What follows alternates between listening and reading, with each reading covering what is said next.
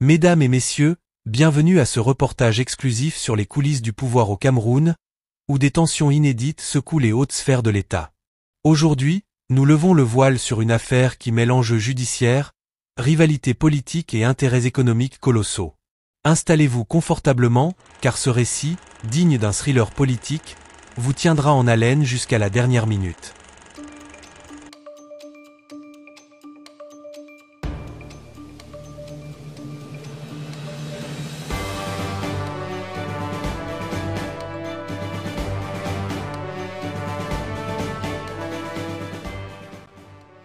Notre histoire commence avec l'affaire Sundance Resources Ltd CAM Iron contre l'État du Cameroun, un litige aux répercussions financières potentiellement désastreuses pour le pays.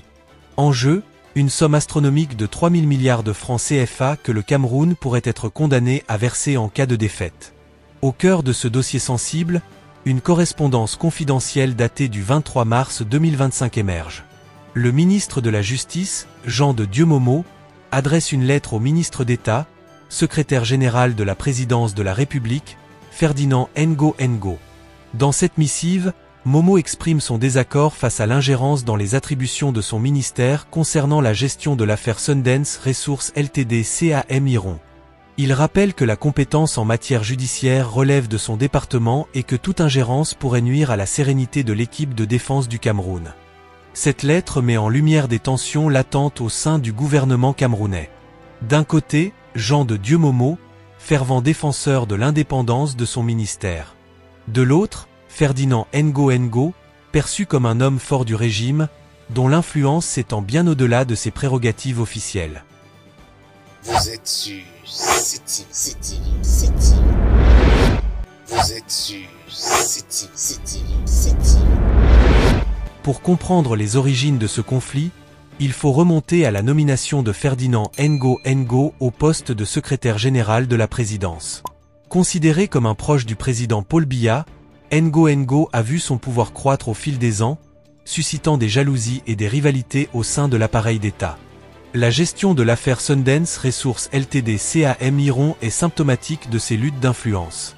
Le choix du cabinet d'avocats Janet pour représenter le Cameroun, sans consultation préalable du ministre de la Justice, a été perçu comme une entorse aux procédures établies. La note de frais de plus de 13,90 00 francs CFA présentée par ce cabinet a ajouté de l'huile sur le feu, exacerbant les tensions entre les différents acteurs. Parallèlement, la santé déclinante du ministre d'État, Laurent Esso, ajoute une dimension supplémentaire à cette crise. Figure emblématique du régime, Esso a longtemps été un pilier de la justice camerounaise. Son absence prolongée pour raisons médicales a laissé un vide que certains tentent de combler, accentuant les rivalités internes. Vous êtes sur CTV.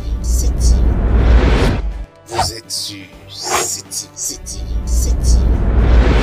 Dans ce contexte, Jean de Dieumomo voit son rôle renforcé. Cependant, son franc-parler et sa volonté de défendre l'intégrité de son ministère le placent en porte-à-faux avec d'autres membres influents du gouvernement. Sa correspondance avec Ngo Ngo est révélatrice de cette volonté de préserver les prérogatives de la justice face à des ingérences perçues comme abusives. Cette situation n'est pas sans rappeler le proverbe africain « Quand les éléphants se battent, c'est l'herbe qui souffre ».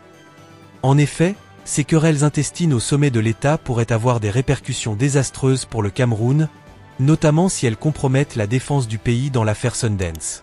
Les citoyens camerounais, quant à eux, observe avec inquiétude ces développements. La transparence et la bonne gouvernance, souvent prônées dans les discours officiels, semblent mises à mal par ces luttes de pouvoir.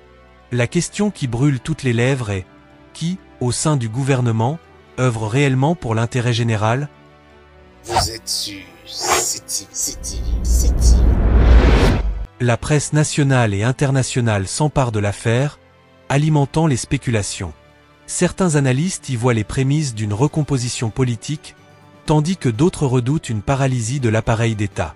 Les réseaux sociaux, véritables caisses de résonance, amplifient les rumeurs et les théories du complot. Face à cette situation, le président Paul Biya reste silencieux. Ce mutisme alimente les conjectures sur sa capacité à arbitrer ses conflits internes et à maintenir la cohésion de son équipe gouvernementale. Vous êtes sur CETIV. Vous êtes sur CETIV. Pendant ce temps, l'affaire Sundance suit son cours devant les instances internationales. Le Cameroun risque gros, et une condamnation pourrait plomber les finances publiques pour des années. Dans ce contexte, l'unité et la cohésion au sein du gouvernement sont plus que jamais nécessaires pour défendre au mieux les intérêts du pays. Cependant, les rivalités actuelles laissent planer le doute sur la capacité de l'exécutif à faire front commun.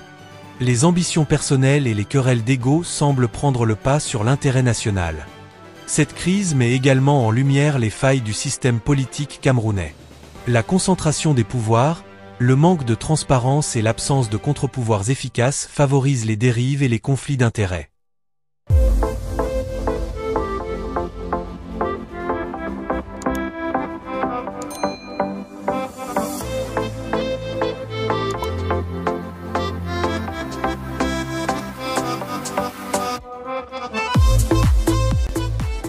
Pour sortir de l'impasse, certains plaident pour une réforme en profondeur des institutions, afin de renforcer la séparation des pouvoirs et garantir une meilleure gouvernance. D'autres estiment qu'un renouvellement de la classe politique est indispensable pour insuffler un nouvel élan au pays. Quoi qu'il en soit, l'issue de cette crise interne au sein du gouvernement camerounais aura des répercussions majeures.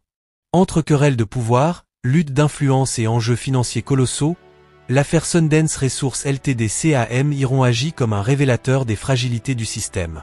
Pendant ce temps, la population, principale concernée par les décisions politiques, reste en attente d'une gestion plus transparente et efficace des affaires publiques. Le mutisme de Paul Biya alimente les spéculations. Est-ce une stratégie pour mieux arbitrer en coulisses ou le signe d'un pouvoir en difficulté ?